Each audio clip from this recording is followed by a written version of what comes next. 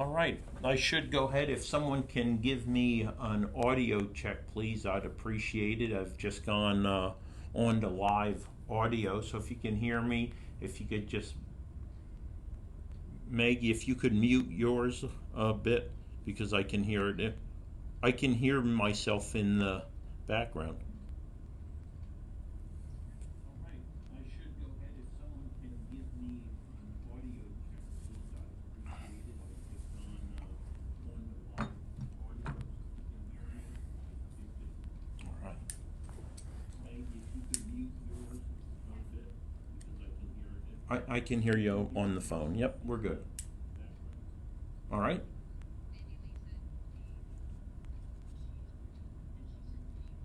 Okay. All right. Good. And so I know I'm going live now. So good evening. This is Chris Lukasevich. Thursday night, once a month, I like to get out here. Carbon Matters, live streaming. I am going kind of solo here tonight. However, I do have Maggie doing backside support. She is watching all the comments and individuals as they come online.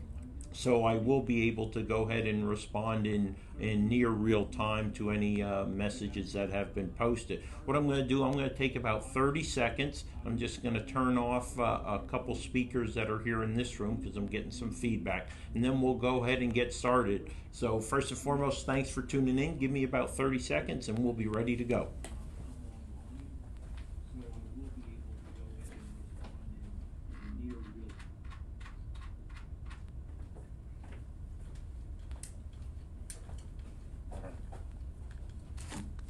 Hi, Joey. I'm starting to see Bruce. You're in there. I saw Sandy. I saw others. Lisa. Thank you so much. I thought I saw. Let's see who else was in there. It's kind of strolling pretty fast past on my device.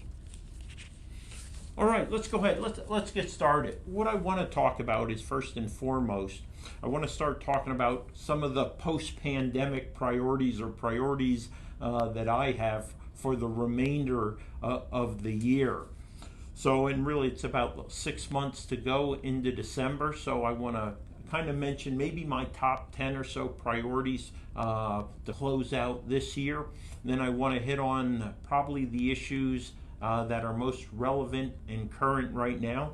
Keep in mind, this has been a full month since around May 14th or 15th since we were last together. So we're going back pretty far, and I'll try to move quickly through those things that occurred, around mid-May, because again, they seem like really a lifetime ago. But let's talk about priorities. So we are coming from yellow, transitioning into green effectively here in a couple hours when it comes to the pandemic. I recognize there is some difference of opinion that's taken place right now with our legislators and the governor about the authority to kind of terminate an emergency declaration.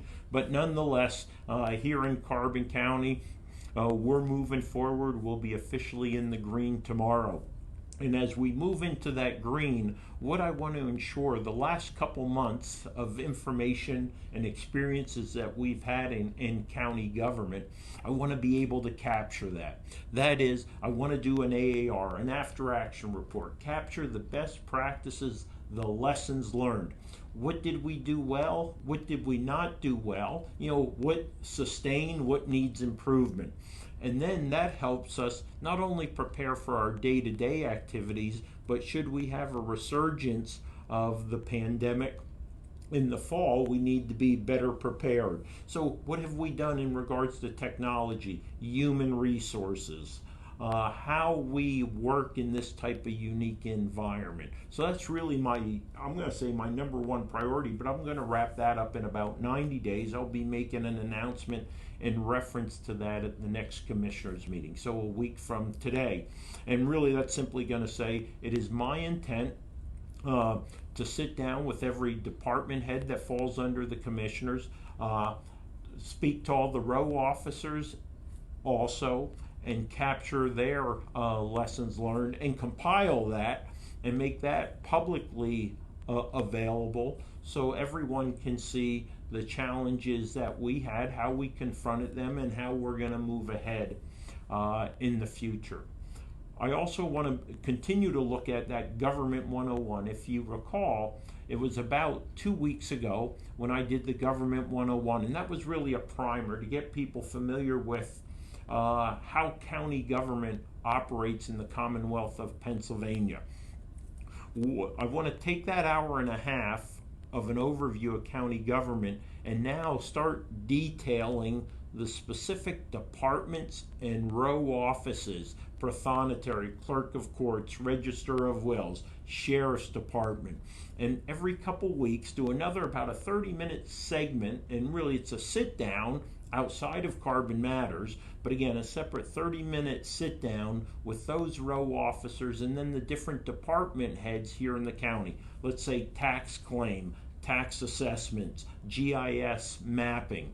Have that conversation so that we have an opportunity to better understand in depth what these departments are responsible for and what services they provide you, the county resident. And I want them to be able to emphasize the value added they bring, the bang for the buck. What do you get from your tax dollars in return in the way of services? So I think this is going to be a good way to bring that out, and also for the public in Carbon County to better understand the services that are provided, because there's definitely a lack of information or understanding what many of these departments and row offices do. That leads into kind of finishing up the year with what I want to see as the state of the county and how I'm going to move ahead with the state of the county. And that's, again, giving you an understanding of what your county department and row offices have done in the past year. As I came in here in January and February and met with all the department heads and row officers, I emphasized that around the October time frame, I'm going to query them and seek their top 5 accomplishments for 2020. And then from that, I'm going to put together a one-pager which shows all the departments and row offices and what they feel have been their best, most significant accomplishments this year.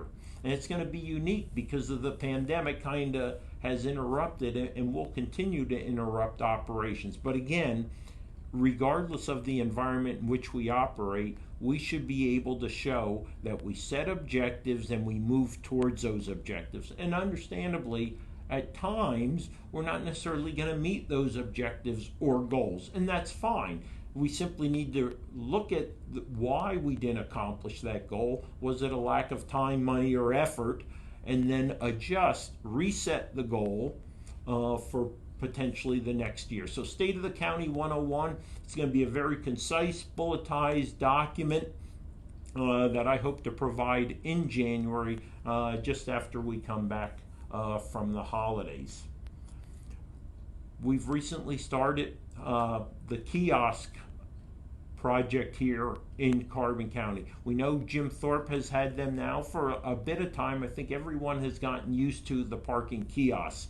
Fortunately, the previous Board of Commissioners did decide to go with the same model of kiosks that the borough of Jim Thorpe has down here in the downtown area. So a notable learning curve from the experiences with Jim Thorpe. So we're going to go ahead and take that and put that in the county lots and the county meter areas. So think about this. You have the primary county lot, which is along the Lehigh River. You have the parking lot between 76 Susquehanna Street and 44 Susquehanna Street. You have the smaller lot right here behind the annex or the administration building. And then you have 2 metered areas.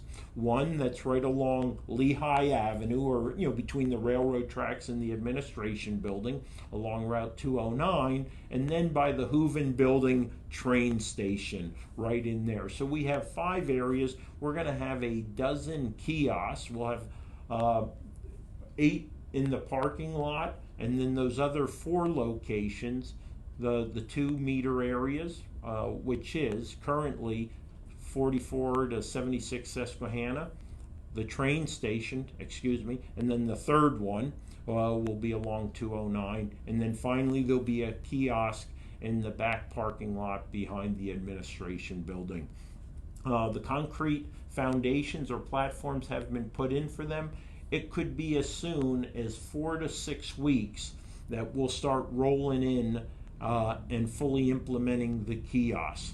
That will include a change to the ordinance, how parking is managed by the county. And that ordinance will be advertised for public comment. We just started the draft of it, and in the next couple weeks, the commissioners will be sitting down in a work session along with other, such as the treasurer, the parking director, and discussing how best to reshape that particular document to ensure that we can operate smoothly with the new technology that will be implemented.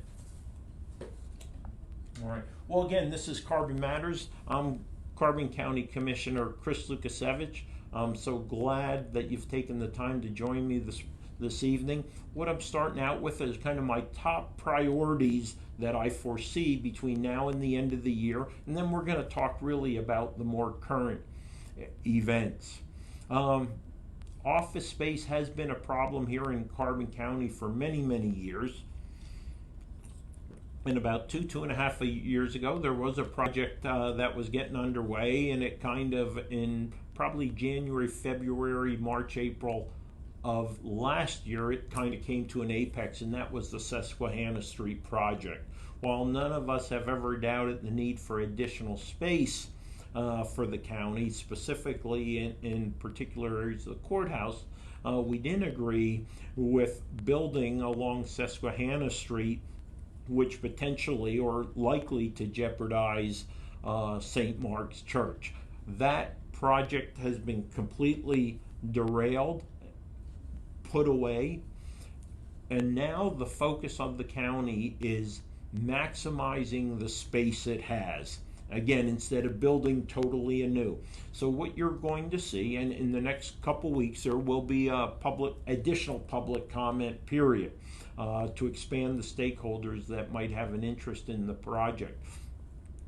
You'll see a renovation of at least the first level of 76 Susquehanna. So that's where the election office is, planning and development, workforce, and juvenile probation.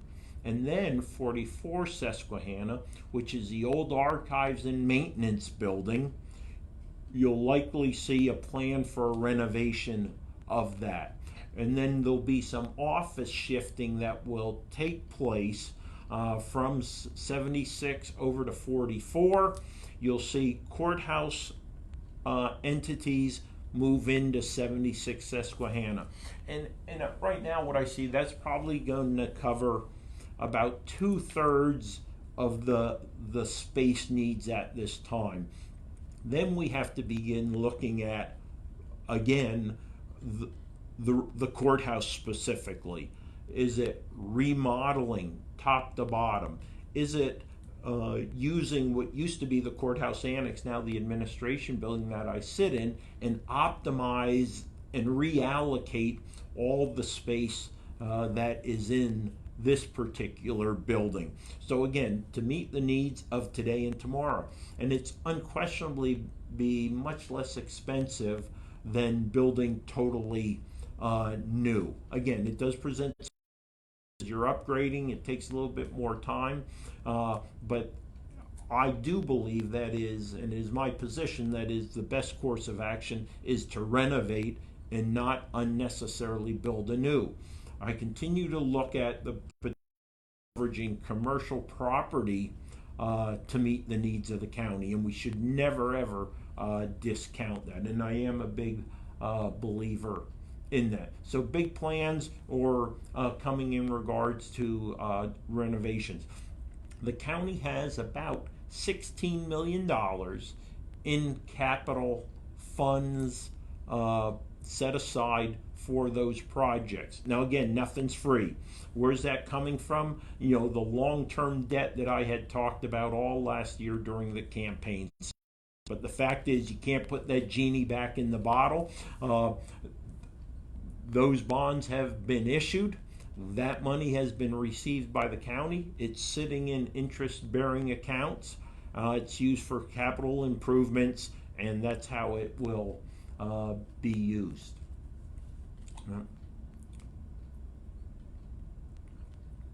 Maggie, do we have any comments I need to respond to? Maggie. Yeah. Okay, no.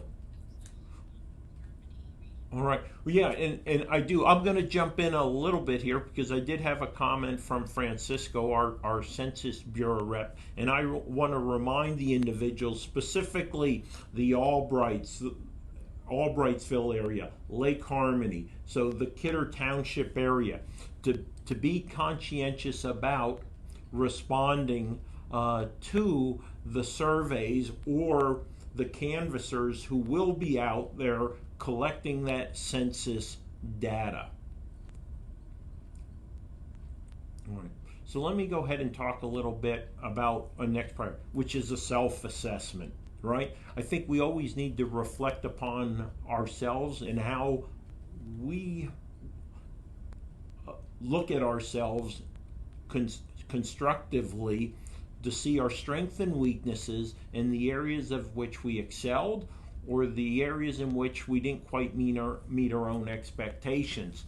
So in November, December, I will go ahead, sit down, conduct my own self-assessment on the objective I sent, but I'm also going to push out to the public on the C4 Commissioner a Facebook page, a survey, no more than 10 questions to get the sense of how the public sees my service to them up until this point, which would be the first year of my term of service. So again, that's going to roll up. Properties. I'd like to talk about county-owned properties. I will tell you, if it was up to me, 44 Susquehanna Street, that's where we're renovating, I would have sold that. Let a private developer deal with this. But again, remember, I'm only one vote of 3. I don't believe that county government should hold unnecessary properties or resources, mostly when we can't get notable revenue that helps offset the cost of the taxes that we have. Let me give you an example of that. The Carbon County Railroad. Carbon County has about 21 miles from right here in front of me where I'm looking out the window all the way up to hometown. There is a contract with Reading Northern Blue Mountain Railroad. They actually control those lines through 2032. It was a 25-year lease that was done by a previous board. We get about 2% of the gross revenue of freight that moves across that line.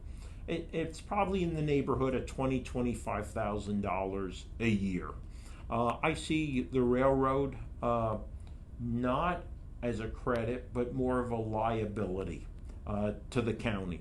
I am for selling the Carbon County Railroad. Counties don't run railroads, shouldn't run railroads. Governments shouldn't run railroad. Amtrak is a perfect example of it. I want to privatize it, monetize it, and make significant revenue from that can be invested for the county residents. So that's an example of divesting of those properties. The other property, again, Packard and Yards. If we're not going to be able to develop it, if it can't be turned into a solar park, it can't be turned into a county park, well, let's go ahead, get that sold, let a private entity go ahead out and develop that.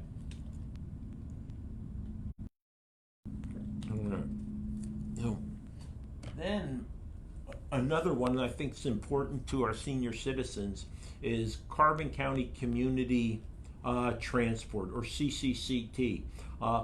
They provide both fixed route service and door-to-door service, primarily to senior citizens and those with notable medical needs. There is going to be a rebranding taking place here in the very near term, where it's going to, instead of CCCT, simply going to be CT, Carbon Transit. And Mr. Owen O'Neill, the director, has been communicating with me and all three of the commissioners about modification to that program. And I would argue that it's going to be modifications that's going to make it responsive to the needs of the community. It's going to provide more effective services to the places that citizens need to get to. And again, that's going to be all coming out in the next few weeks, as Lanta, who is our manager for carbon, what's going to be carbon transit, will be putting out their plan. But I've seen the preliminary plan in narrative form, and it seems to be taking community transportation in Carbon County, Aurora County, to the next level. You know, at any time, Maggie, don't feel hesitate to go ahead and talk in my ear. Yeah. Okay. All right. Well, that's good. Well, thank you so much. Again, I want to remind you, you're tuning in to Chris, Carbon County Commissioner. This is Carbon Matters live streaming about once a month formally, quote unquote, like to get together, present some of my views and perspective on what's going on in county government, some of the things that I've been focusing on, and really receiving some of the feedback from you. Now, unfortunately tonight, there will be no call-in opportunity. I actually have the line being used right now. I have I have Maggie in a distance, and she's feeding comments to me into my earpiece, and that in case comments come in, because I'm sitting a bit far back from the screen to the point where I can't read it very well, the detail. But again, this is Carbon Matters. This is all about the issues that are most importantly occurring here in Carbon County. Let's talk about Mauch Chunk Lake Park. So Mauch Chunk Lake Park, starting really just about a week ago, the 12th of June, for the swimming and camping areas have been restricted through the 30th of June for county residents only. So what I want to request is that as county residents, if you haven't been out at Mauch Chunk Lake Park to swim or to camp, take advantage of it. Take advantage of the low density use that is taking place during this period that we've restricted the swimming and camping to county residents only. Camping, there is the standard fees that apply, be it for the camping sites, about $135, and then about 14 or so cabins that are available for a total of just about $150. The swimming is swim at your own risk, and when it's a swim at your own risk, that is a no-fee swimming. So you want to come out with your family, you're a Carbon County resident, want to experience Mauch Chunk Lake Park, maybe you haven't been out there in a few years, here's the opportunity to go out and enjoy it when it's not very crowded. The matter of fact, the number of people out there has just been, it's almost been the perfect conditions to be out there when it comes to number of people on the beach and out there swimming. It's kind of been real chill.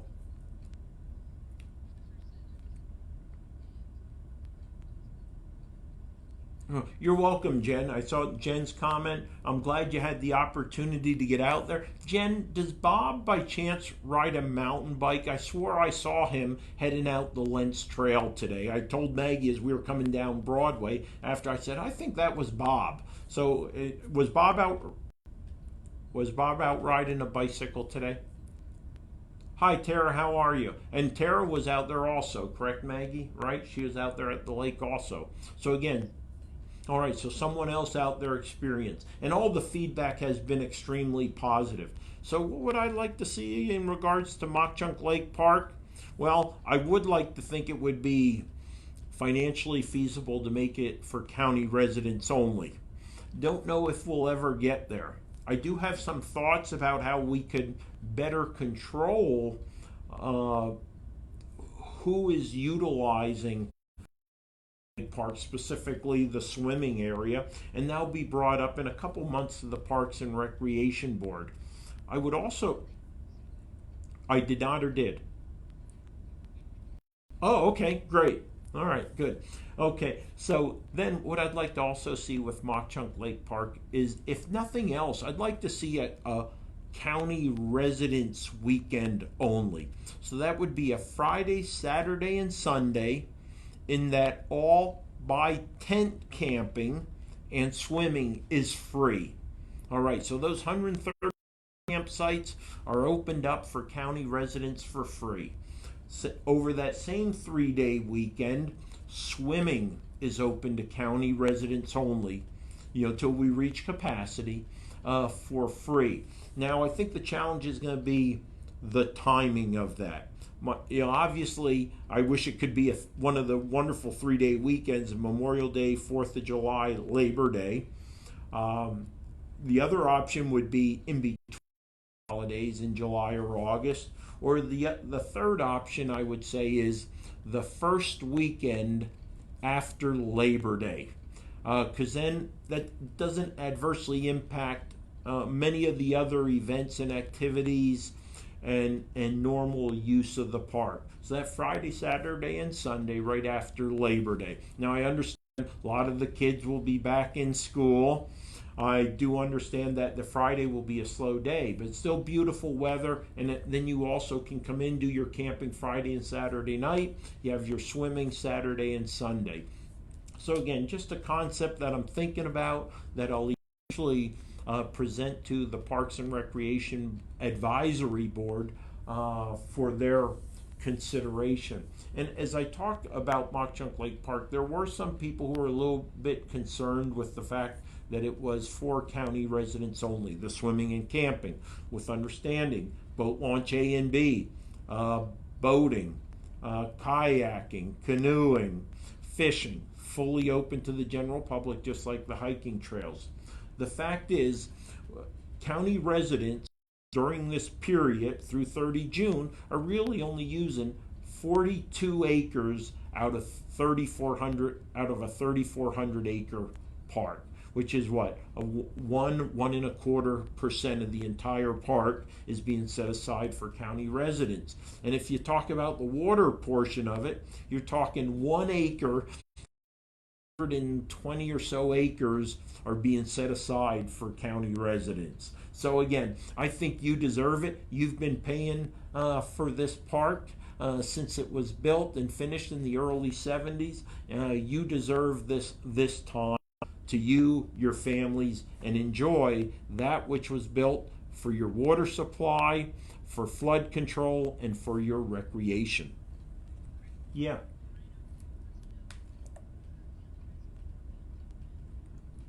Through 30 June, Brian. It's through 30 June. The resolution that was passed, we set it aside through 30 June.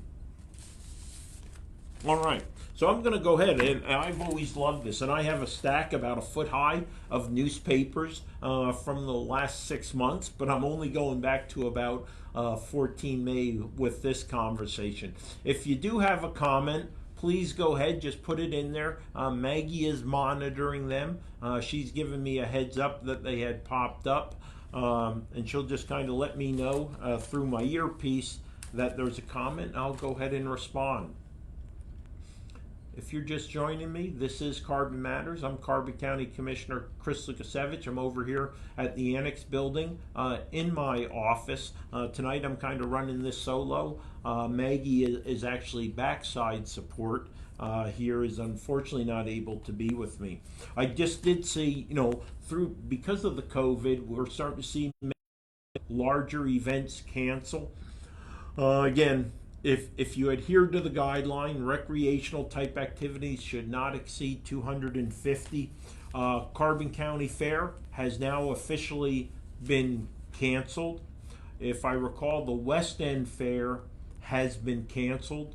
Palmerton Festival is still up in the air. We should hear about that in the next week or so. I think it's going to be extremely, extremely hard to run the Palmerton Festival. So I'd be very surprised if we don't see a cancellation there for the Palmerton Festival. Fall foliage, we normally in Jim Thorpe, have a 2 or 3 weekend festival. The expectation that there will be no formal festival activities. However, I think we all know as Carbon County residents, it doesn't matter if there's fall foliage festival in Jim Thorpe.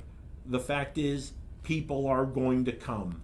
The masses of people are going to come. So we can still expect a lot happening here, but again, I think it'll be more informal and not the formal events that we're accustomed to, primarily in the summer with all the cancellations, and then into the fall for sure. All right. Glad to see some of the graduations are starting to take place. Jim Thorpe had theirs at the Raceway. Panther Valley grads were celebrated recently in the parade. I think they're trying to determine how else to move forward there. Oh, crowds down on opening weekend on Beltsville. I have to jump back to Mock Chunk Lake Park because Beltsville and Hickory Run are remaining at 50% capacity. 50% capacity at Beltsville means it maxes out quickly. Historically, where do they refer people to? Mock Chunk Lake Park. That's another, justification for placing some limitations. Mock Chunk Lake Park is also restricted. We set the number at 400 on the beach right now. Tomorrow we do formally move to the green phase if you're an adherent to the red, yellow, green, as many as the businesses and restaurant owners are. We have seen in the last week or two as businesses start to open back up, specifically with the outside dining. We're starting to see a lot of that activity.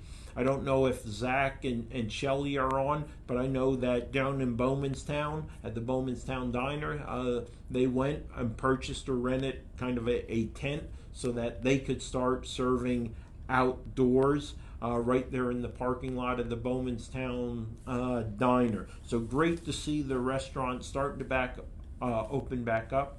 Maggie and I were with Molly, we're at the Marion Hose Bar Company, Marion Hose Bar last night for an early dinner. It was great to be out there.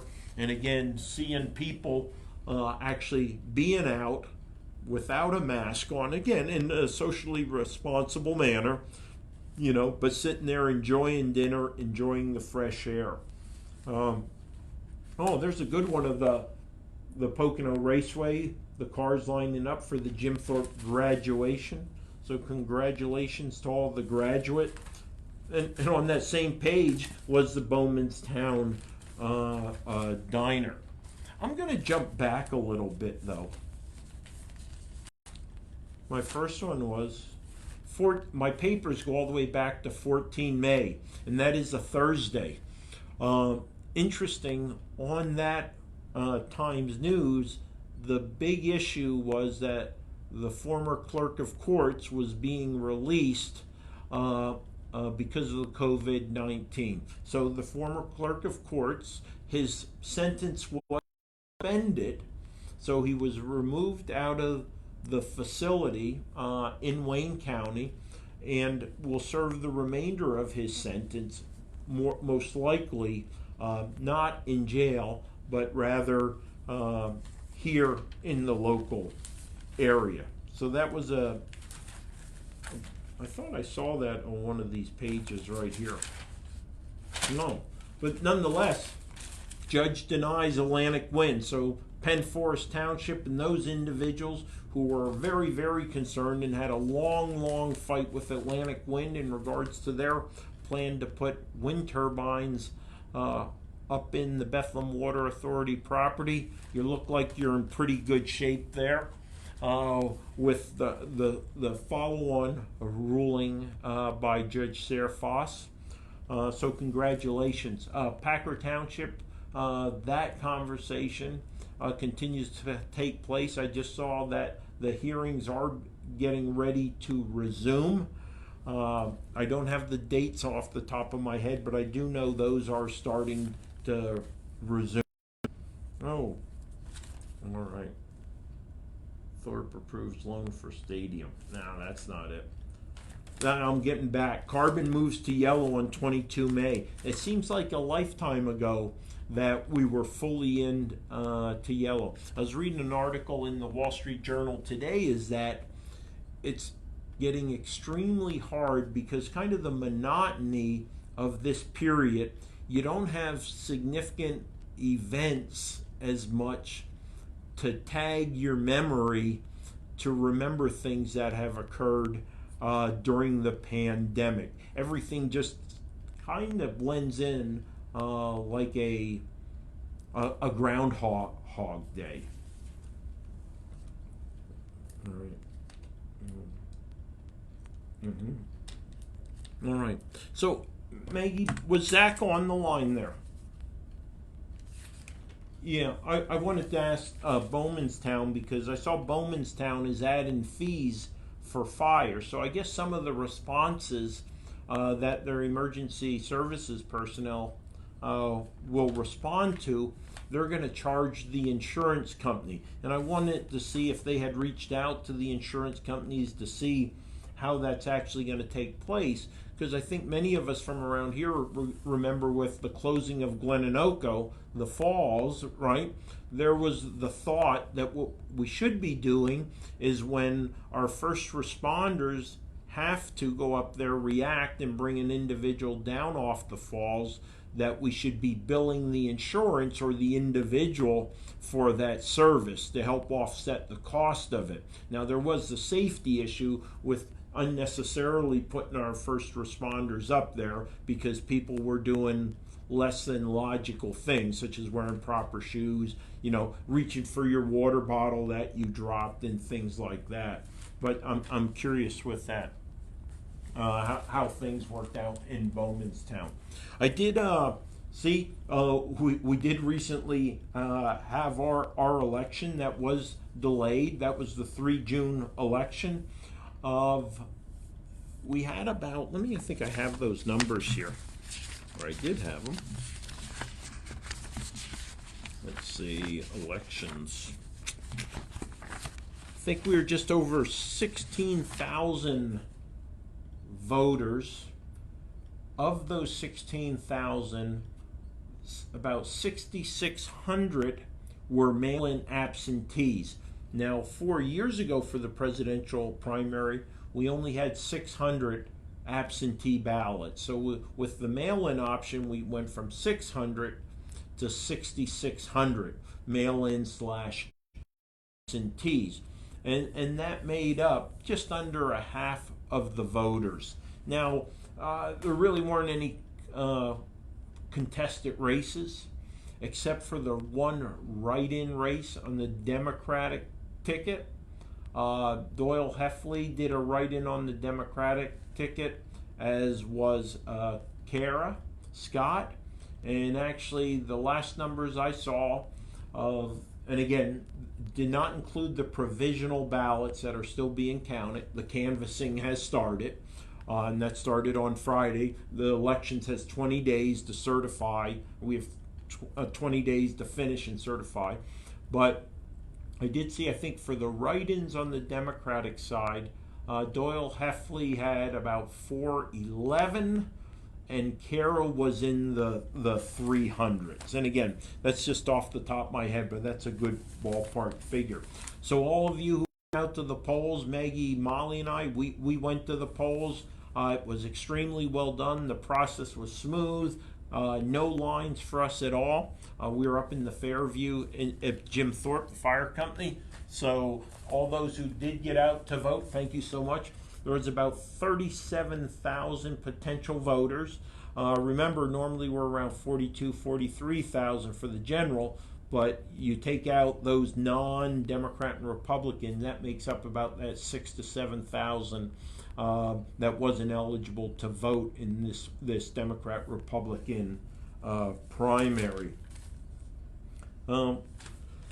talked about the Bowmanstown Diner. Those of you from Palmerton who are tuning in, we did have Bert's restaurant down there, really good breakfast on Delaware Avenue. They were bucking the system, and they were open here for a week, about 2 weeks, if I recall, actually serving inside at their restaurant.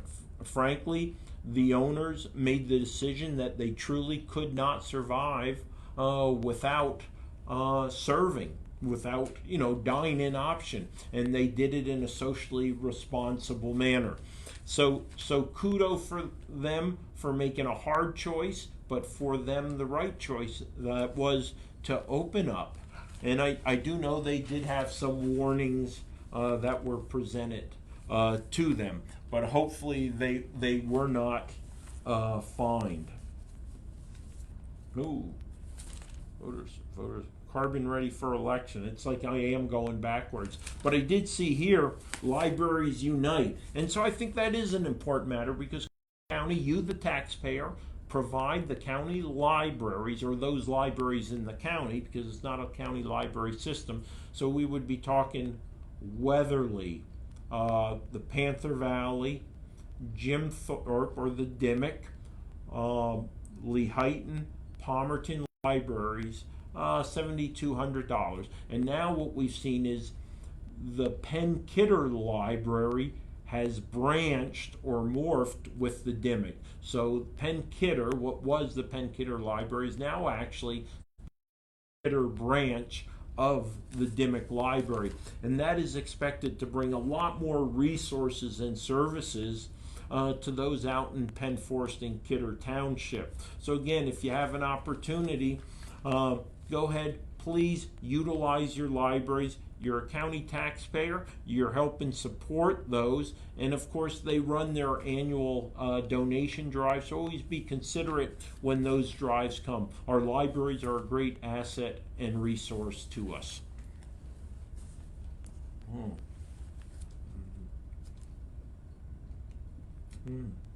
Well, we have gone through another Memorial Day here. Memorial Day, well, with very few and really no parades here in Carbon County. So that was unfortunate to see, but we did see recognition ceremonies take place throughout the county. Our Veterans Director, Christine LeClaire, put together a compilation Veterans Day video that was available on Facebook and YouTube. I hope everyone had an opportunity to see that. I had the pleasure and honor with Maggie and Molly to go out and actually film my, I think, 3-minute segment out at Fort Indiantown Gap, or Fort Indiantown National Veterans Cemetery.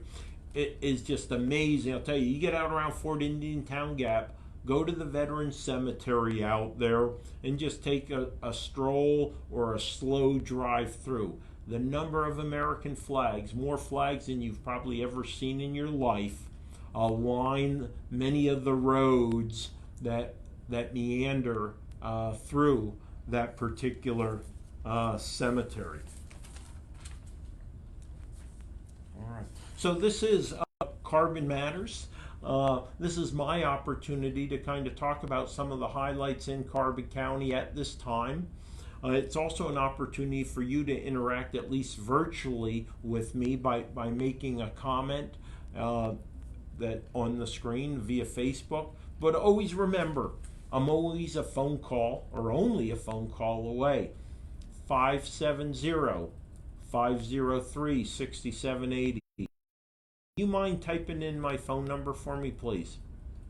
It's 570-503-6780. And again, you don't necessarily have to call me tonight, but tomorrow, the day after. And again, I try to not take any calls at all between 5:30 and 7:30, 7 days a week. But other than that, feel free to give me a call. The other option is 570-325-3611, and that's in the office here. But that kind of goes through a vetting process. That's not a direct line. Commissioners don't have a direct line. So if you want to get me direct, it's that phone number that Maggie just posted, 570-503-6780. Talking about Veterans Day, I'll jump ahead. We have coming up. It's also the Army's birthday, so please be considerate of that. But talking of veterans, right before Memorial Day, Carbon County did dedicate, there it is, oh, that's, the Times News on the Friday the 15th, we provided a parking space specifically for veterans who are conducting business with the Veterans Affairs Office. So if you're a veteran, between 8:30 and 4:30, Monday through Friday, you're coming in to see our director, Christine LeClaire, Director of Veterans Affairs, please use that parking spot. And that is right along Route 209, right across from the administration building. It is a handicap accessible spot. It is not, or van accessible, let me use that terminology. Now, it is not marked handicap. Again, we wanted to give all veterans the opportunity to use that specific location. It is right adjacent to the pedestrian cross also, and it is the easiest and safest route for a veteran to come over, cross the street, and into the building for a Veterans Affairs appointment or drop-in visit. So kudos to Christine LeClaire for that initiative. And I also want to thank, although we ended up not using, I want to thank the Borough of Jim because they were willing to offer us a spot if it ended up being the optimal choice.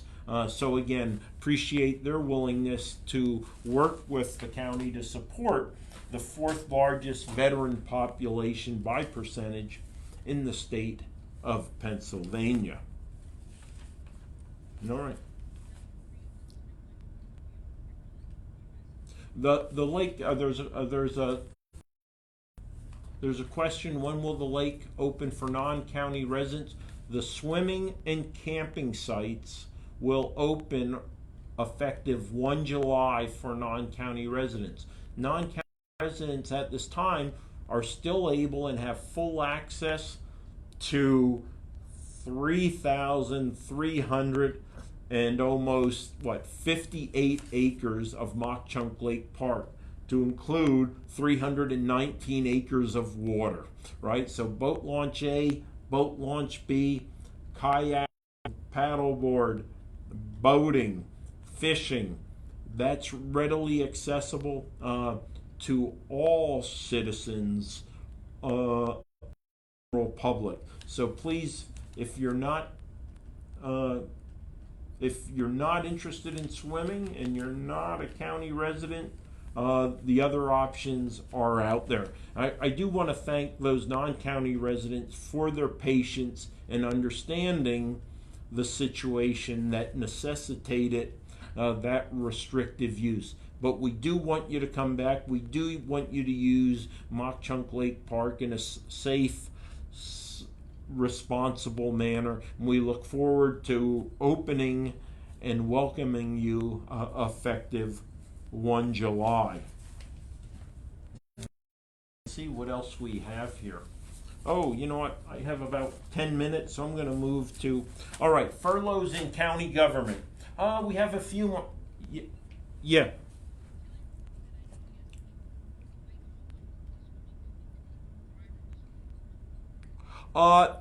Yeah. Well, let me tell you, that may have happened. And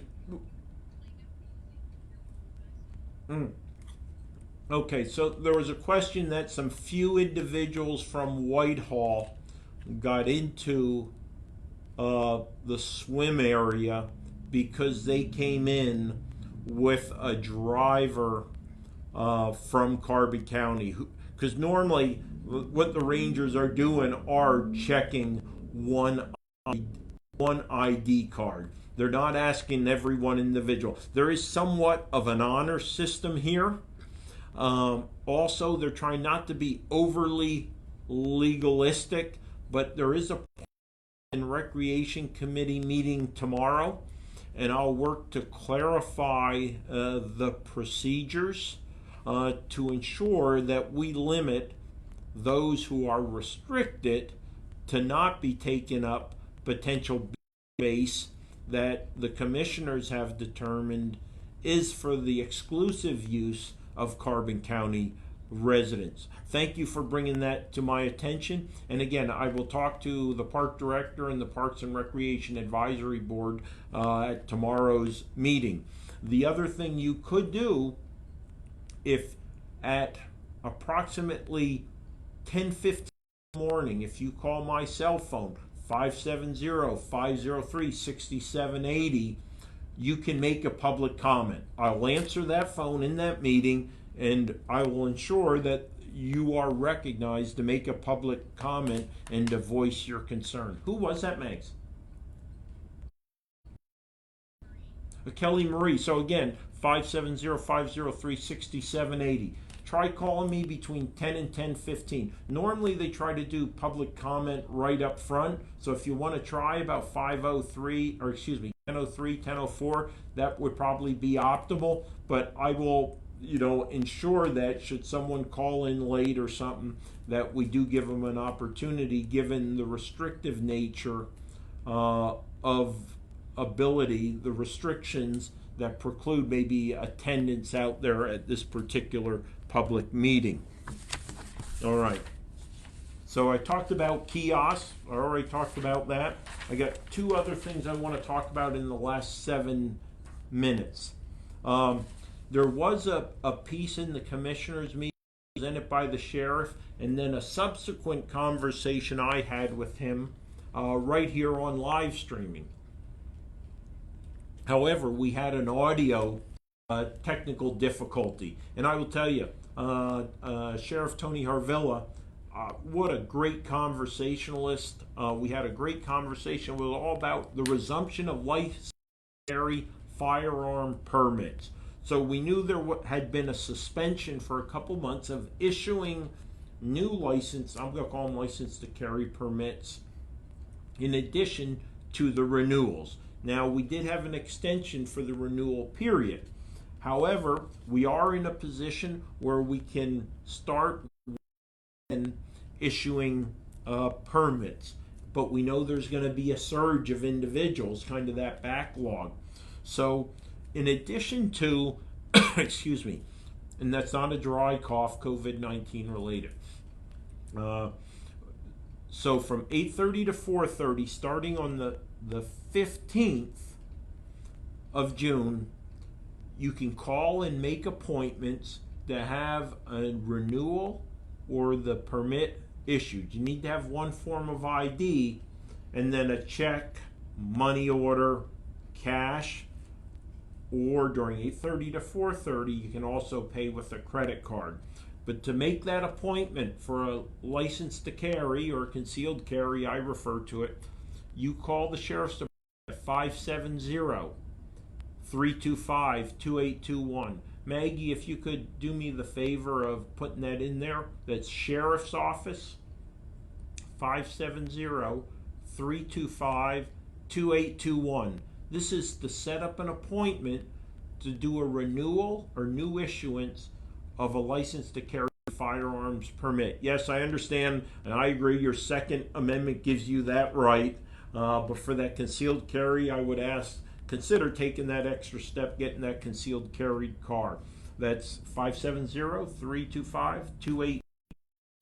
Now, in addition to that 8:30 to 4:30, on Wednesday evenings, so from 4:31 to 7:30, there'll be an additional 3-hour block, and that's going to be great for folks who are working, who may not be able to find the time to get in there during the day.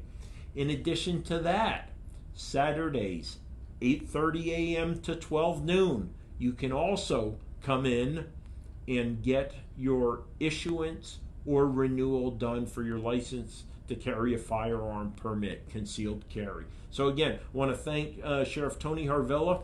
He was very responsive to me during this entire crisis pandemic when individuals were necessarily and appropriately concerned about the inability to get in and do issuance or renewals. So thanks to the sheriff and sheriff department. I am told the sheriff's department, kudos to them, have started a Facebook page.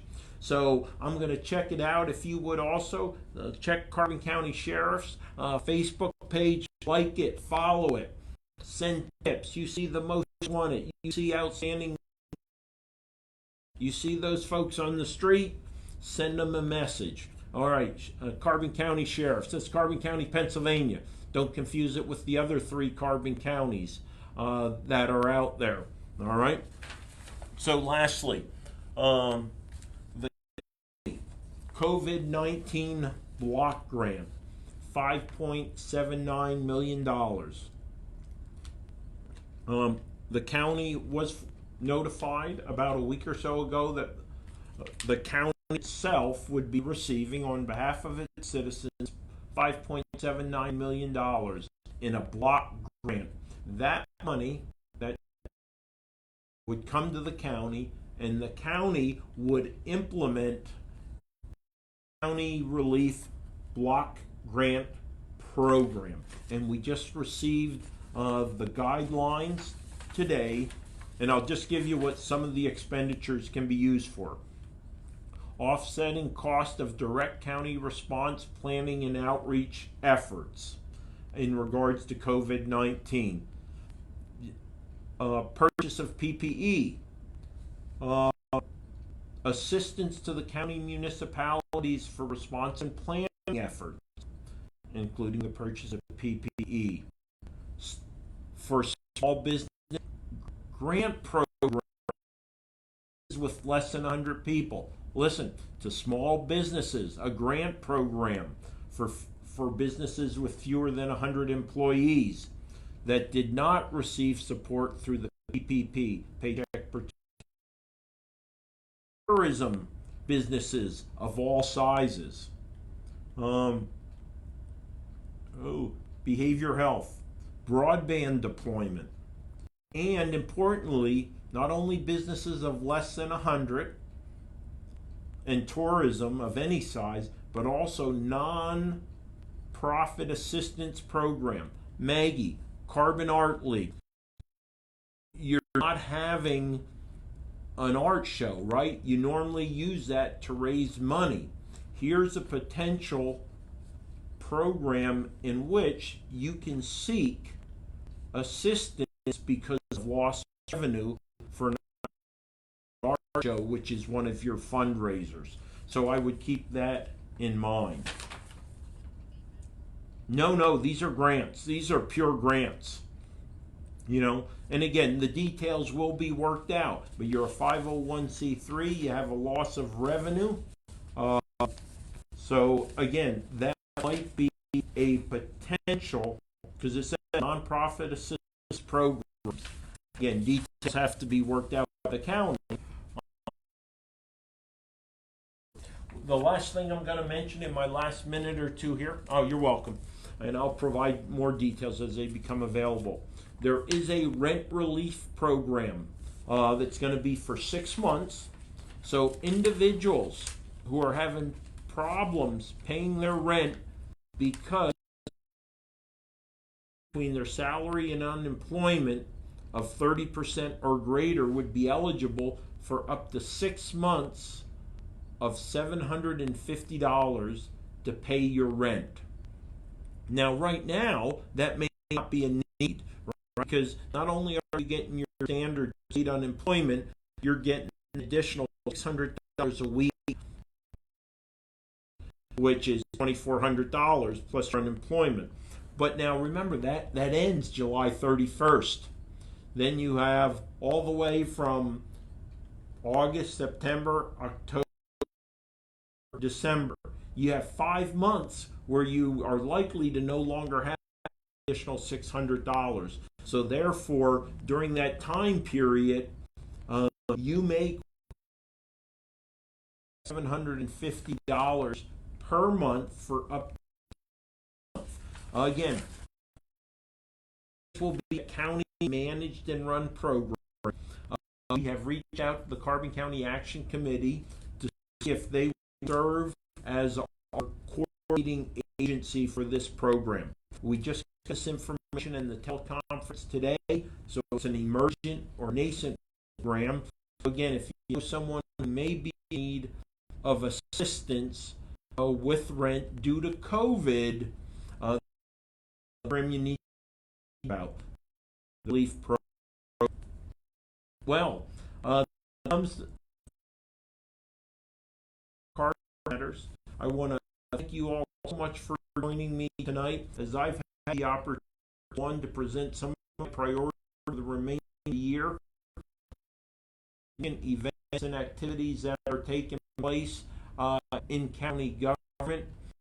I always remain open to you. 570-403-6780 is my direct number. 570-335 the office. C. Lukasevich at carboncounty.net. C as in Charlie. C as in C4. C. Lukasevich at carboncounty.net is my email. If you have issues or concerns, please bring them to me. If I don't know the answer, if I can't find the answer, I'll direct you to someone who can help you. And I will always give you the answer. At times, it won't necessarily the answer you're going to hear. But I will give you an answer. Again, I appreciate the opportunity in this seat, this office, to serve you and work every single day to take the quality of life that we in Carbon County should expect it to the level. Again, Chris Lukasevich, Carbon County Commissioner, I want to thank you for joining our Carbon members. Have a great Friday, a wonderful weekend, and if Carbon County resident you want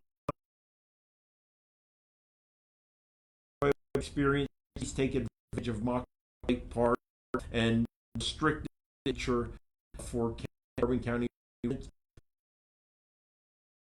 Look forward to welcoming you on 1 July. Have a great evening, and Leslie May, thank you so much for backside work. See you in 5 or 10 minutes. Have a good night.